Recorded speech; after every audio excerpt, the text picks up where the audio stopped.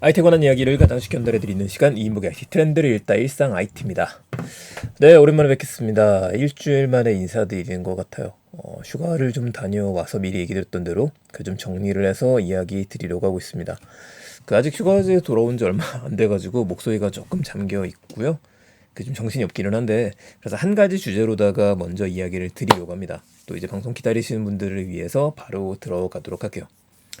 자, 이야기는 스레드 이야기 다시 갖고 왔어요. 제가 여행 가기 전에도 스레드 이야기 한번 이야기 드렸었죠. 어떤 건지 서비스 잠깐 이야기 드렸었고, 관련해서 짧게 영상을 찍어서 올린 것도 있었었는데 반응이 상당히 괜찮으셨어요. 아무래도 궁금하셨던 분들이 많은 것 같습니다. 근데 이런 서비스는 귀로만 들으면 안 되는 거 아시죠? 무조건 사용을 해봐야 돼요. 그래야지 이거구나. 아, 나랑 좀 맞는데? 안 맞는데? 라는 생각을 하실 수 있게 되지 않을까 싶습니다. 자, 스레드. 재미있는 건 분명하고요. 문제는 지금 전 세계 사람들이 다 같이 재미있다라는 거예요. 우리만 재밌는 게 다 같이 재밌어요. 이러니까 기록이 나오기 시작한 건데 이번에는 1억 명을 돌파하면서 걸린 시간이 화제가 됐습니다. 왜냐면은 혼자 하는 게 아니라 여러 명이서 같이 하고 있는데 이게 몇 명이서 그 10,000명을 돌파했다, 20,000명을 돌파했다, 갑자기 1억 명까지 확 올라간 거예요. 야, 이게 불과 103시간밖에 걸리지 않았다라고 하네요. 7시간 만에 1,000,000명을 돌파했었죠. 저는 2,000만 명대 들어갔었던 것 같기는 한데, 이에 대해서 주커버가 뭐라고 또 얘기했냐면은 10억 명 이상의 이용자를 가진 공개 대화 앱이 필요하다는 이야기를 하기도 했었습니다. 그러니까 스레드가 앞으로 어떻게 성장하면 좋겠는지에 대한 이정표를 보여줬다, 이렇게 봐도 될 것 같아요. 자, 그럼 저희는 이렇게 생각해 볼게요. 여기서부터 제 의견을 조금 더 드리는 겁니다. 왜 이렇게 빠르게 진행이 된 걸까? 왜 이렇게 많은 사람들이 가입을 한 걸까? 솔직히 세 가지 정도를 생각할 수 있을 것 같아요. 제가 지금 저희 블로그에는 두 가지로 써놨는데 한 세 가지 정도입니다. 자, 첫 번째는 지금 이게 제가 코로나 때도 분명히 이야기 드렸던 부분이었는데 전 세계가 동시에 동기화가 시작이 됐어요. 뭐냐면은 한 군데 있었던 이슈가 다른 데 이슈가 나타날 때까지 오래 걸리는 게 아니라 하나의 이슈가 터지게 되면 동시다발적으로 모든 사람들한테 영향이 미치게 되는 겁니다. 재밌는 모든 것들이 마찬가지예요. 자, 줌이라는 서비스를 쓰기 시작했었을 때 전 세계가 줌 열풍에 빠지기 시작했었죠. 메타버스 열풍도 마찬가지였습니다. 어느 한 곳에서 메타버스가 떠오르는 게 아니라 전 세계가 한 번 메타버스 바람이 불었었고 그 이후에는요 NFT라고 하는 바람이 같이 또 불었었죠. 웹3에 대한 것도 마찬가지였어요. 뭔가 새로운 이슈가 있다라고 한다라 와 이거 재밌겠는데? 라고 사람들이 몰려가게 됐었던 겁니다. 자, 이것 때문에 첫 번째는 요즘 세상에는 뭔가 새로운 서비스가 나오게 되면은 단순히 미국에서만 서비스가 되는 게 아니라 처음부터 글로벌 시장을 노리면서 나오게 될 수밖에 없다. 이렇게 정리를 한번 해보고요. 두 번째는 어쩔 수 없이 인스타그램입니다. 이쪽 가족 관계가 좋잖아요. 인스타그램도 메타가 갖고 있고, 페이스북도 메타가 가지고 있고, 왓츠앱도 메타가 가지고 있어요. 다만 페이스북과는 결별한 것처럼 보이고 스레드는 인스타그램 밑으로 들어갔다라고 봐야 될 것 같습니다. 한마디로 엄마가 인스타그램인 거예요.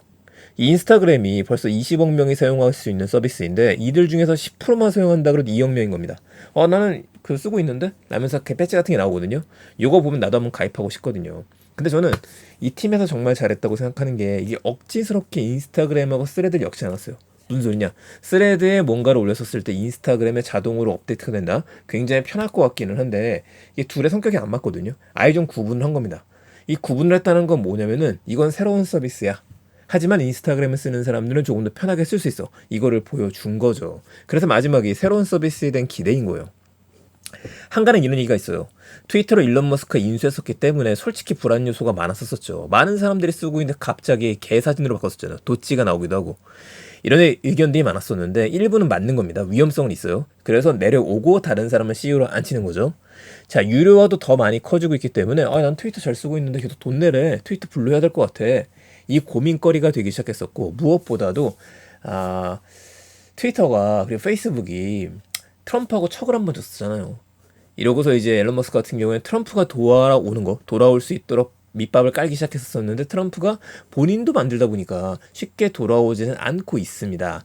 자, 그렇다면은 여기서 좀 보게 되면은 많은 사람들이 일론 머스크 때문이 아니라 그냥 새로운 서비스에 목말랐었던 거예요.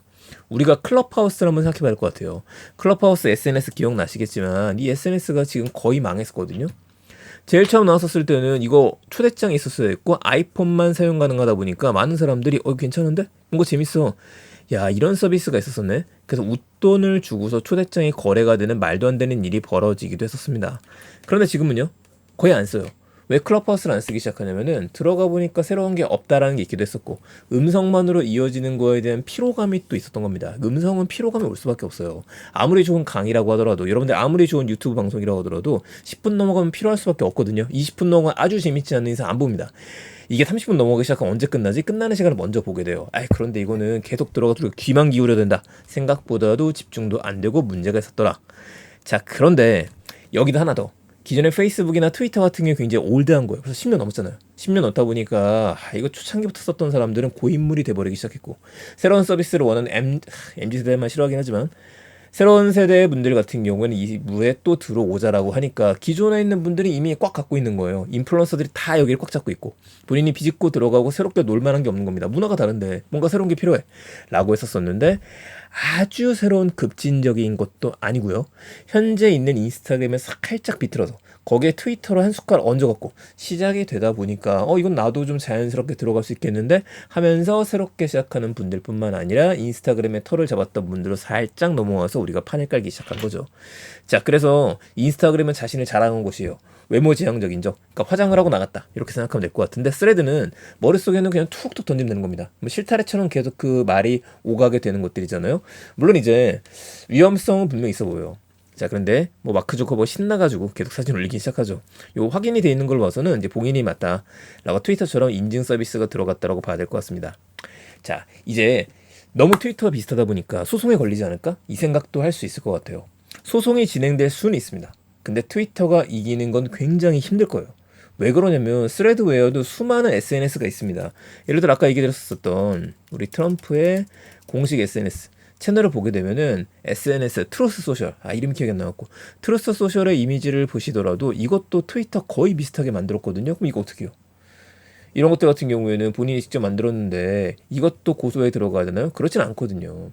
그러면 선택적으로 고소를 해야 되는데 이것도 말이 안 되기 때문에 자, 그러면 트위터에 있는 기능 중에서 너무나 똑같은 걸 가지고 왔다라고 할 경우에는 가능할 것 같은데 그걸 또 입증하지 못하는 경우에는 피해갈 수 있겠구나 라는 생각을 하게 됩니다.